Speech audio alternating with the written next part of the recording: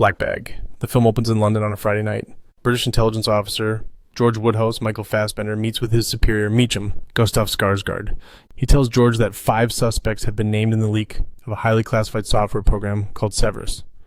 One of the suspects is George's wife, fellow officer Catherine St. James, Cate Blanchett. Meacham gives George 1 week to find the culprit. George and Catherine invite the other 4 suspects over for dinner.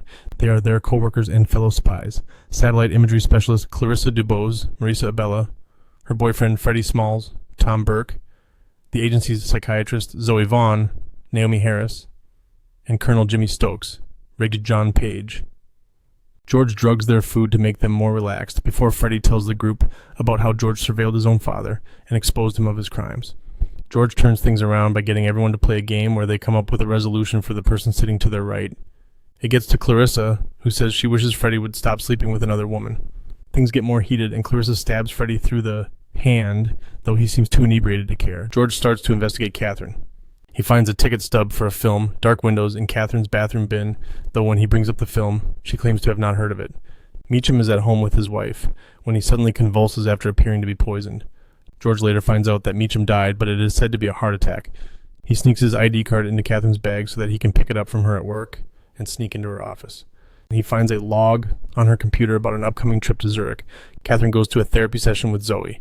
They discuss Catherine's relationship with George and her devotion to her career, while she also prods Zoe with questions about her relationship with Stokes.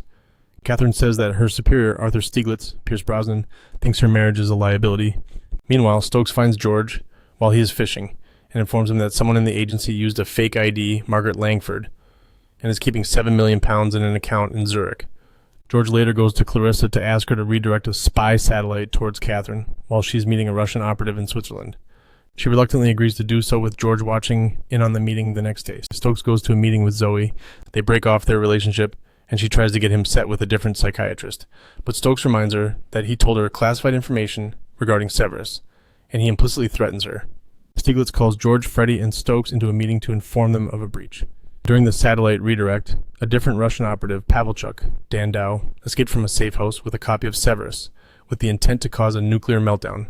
Stieglitz suspects someone on the inside of orchestrating this event, with eyes in George's direction because of the redirect. After Clarissa tells Freddie she helped George, Freddie tells Catherine that George suspects her of being the mole. George and Catherine eventually talk to each other regarding the issue and work to weed the mole out themselves.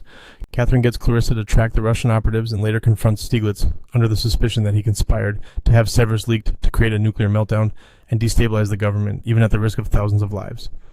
The Russians are tracked down and blown up in a drone strike. George has Clarissa, Freddie, Stokes, and Zoe put through a polygraph test to determine when each of them first learned about Cerberus.